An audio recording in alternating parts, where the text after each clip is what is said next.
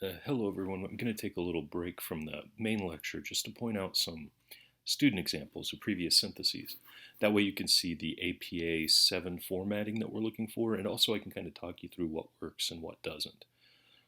These are from students from a previous cohort, so these are nobody in your cohort. But here's the first one.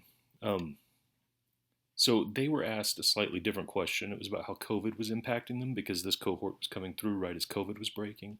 So just be aware they were asked a slightly different question than you guys were. So here it says, many colleagues identified time management as a continued challenge in their personal and professional lives. Various classmates expressed COVID concerns as a continual challenge and problem both personally and professionally. And you see, each time they're citing their classmates right here, they've got their names and the year, right?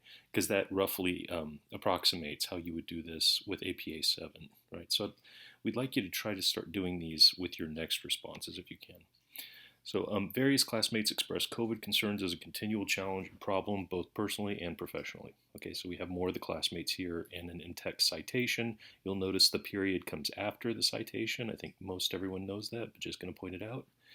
Okay, and I highlight these next couple of sentences because this is where I see the student beginning to work toward a synthesis, or at least laying the groundwork for it. So far, it's analysis, right? They're talking about the things they're finding in their classmates' responses. So differences between school district leaders and those who are not focused on maintaining positive school culture. That wasn't exactly a complete sentence, but that's okay.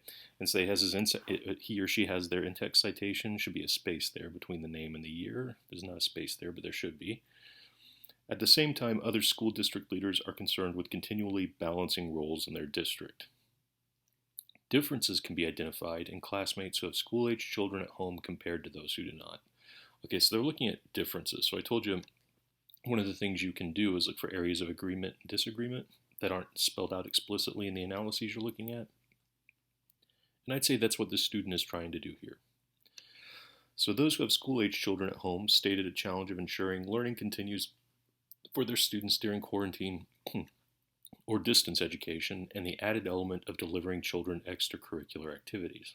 Okay, again, the in-text citation with their classmates and the year, right, separated by semicolons.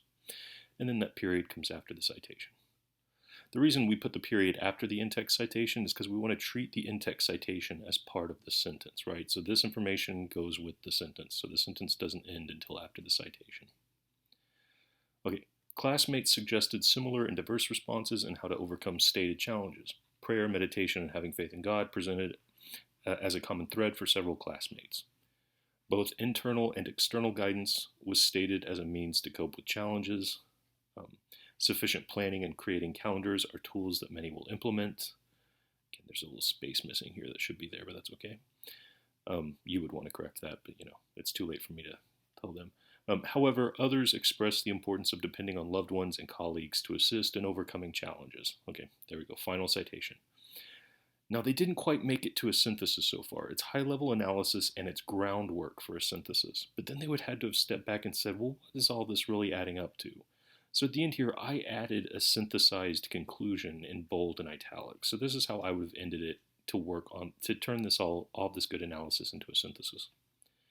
So what cannot be denied is that, even during a deadly pandemic, our lives are centered around time management.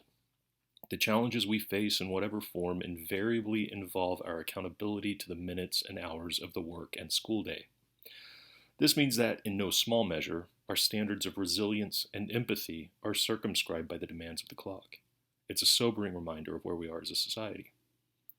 Okay, so that's just me stepping back and saying, hey, this is all about clock time and trying to stay accountable to the clock in whatever form they're talking about it, and we need to say something important about that because you're in the middle of a deadly pandemic. People are losing loved ones and friends, and yet we are still panicked about the clock, right? That means the clock maybe is exercising undue influence over our lives. So it's just kind of the condition. The second thing you can look for areas of agreement and disagreement, or you can look for concessions and conditions that are unspoken.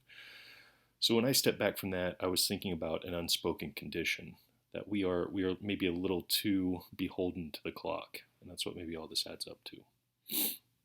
Okay, so let's look at the next one.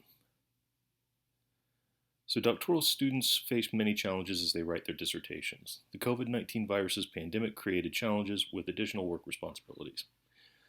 And then we have our in-text citation. That's good with the period at the end there, separated by semicolons. Students have battled the illness themselves, while others have had ill family members or relatives who have died from COVID. Time management and finding a balance between family, work responsibilities, and completing assignments on time also continue to pose a challenge to the students. So here we're still in the realm of analysis. We're just saying what all we're finding in our classmates' work. Doctoral students face many challenges, but they face those challenges with a plan to persevere. Like, okay, well, maybe they mention perseverance explicitly. I don't know that yet, but this could be groundwork for synthesis, so I'm going to highlight it. So we go down to the next one. The student's plans to face the many challenges incorporate a balance of time management and priorities. Whether support systems created with family members or within the cohort, extra support gives the doctoral students the needed encouragement to continue with the program. Another essential resource the students utilize when facing challenges is prayer and trust in God. They strengthen their faith through reading their Bibles, remembering encouraging scripture, and meditation. Again, in-text citations all over the place. That's good.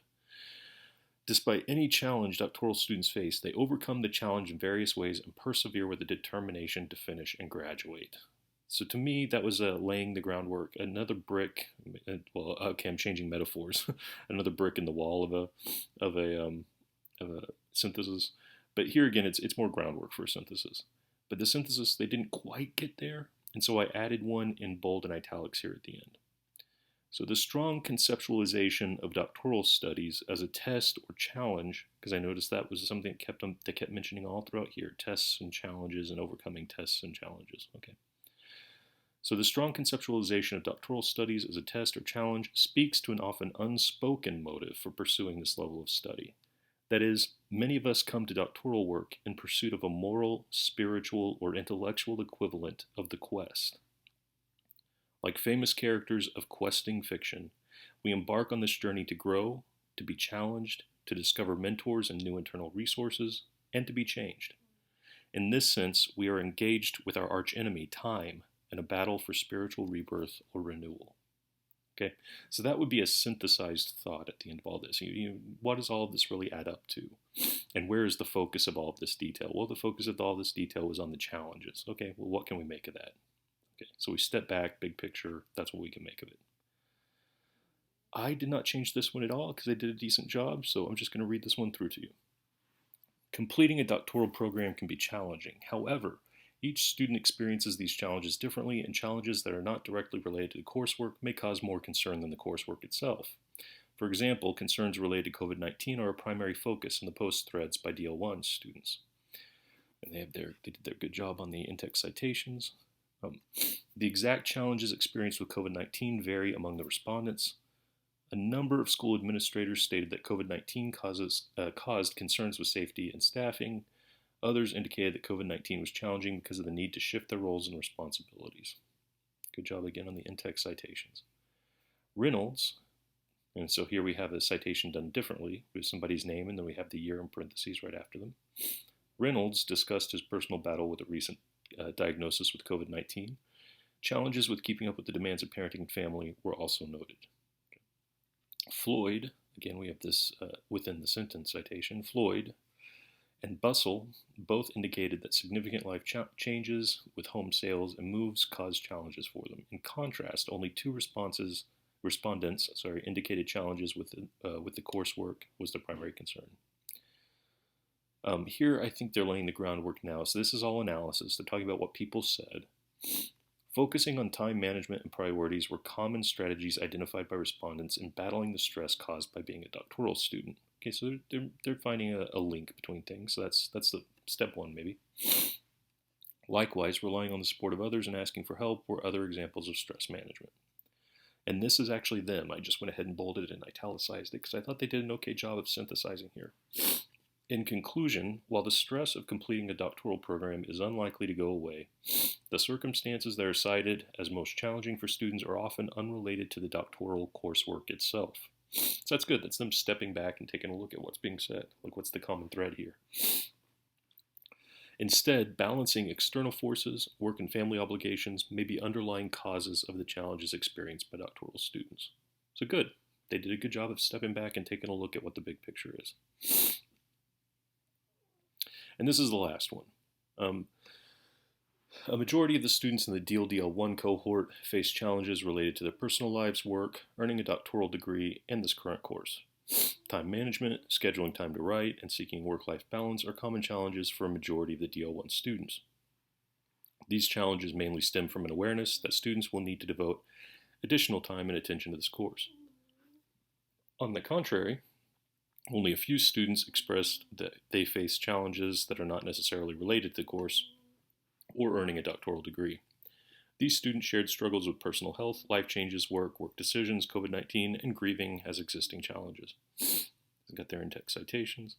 Although not course-related, several students acknowledge that these challenges will affect the individual's ability to focus on and complete course assignments. Okay. And here's where they lay the groundwork for a synthesis. Every student in the course intends to overcome the obstacles they're facing. While some of the strategies they discussed are more task-oriented, others are more intrinsic in nature. So looking at commonalities and then they're categorizing them, so that's good. For example, a large number of students facing time management and balancing challenges expressed that they would create action plans, designate times to work on a schedule, and make a conscious effort to avoid procrastination. While on the other hand, several students stated they intended to combat challenges within themselves through hard work, prayer, and faith in God, mustering determination to meet challenges when they arise, reminding themselves to pause for a breath in moments that are overwhelming, visualizing the goal, and surrounding themselves with encouragement and support. Okay, back into analysis, that's okay. And they've got their in-text citations there. Overall, individuals in this cohort may face challenges related to personal life, work, earning a doctoral degree in the current course, but each individual has chosen the most effective strategies for themselves to persevere through challenges. Okay, so that's another bit of groundwork for a synthesis. They don't quite get there though, so I had to add one in for them. So the takeaway here is that there appears to be no one-size-fits-all approach to the challenges of doctoral study. That, in fact, part of growth as a scholar is discovering what resources one already possesses and what resources one most needs to develop. Okay, so that's me just stepping back a step and saying, well, what's all this add up to? Okay, so hopefully that makes better sense now.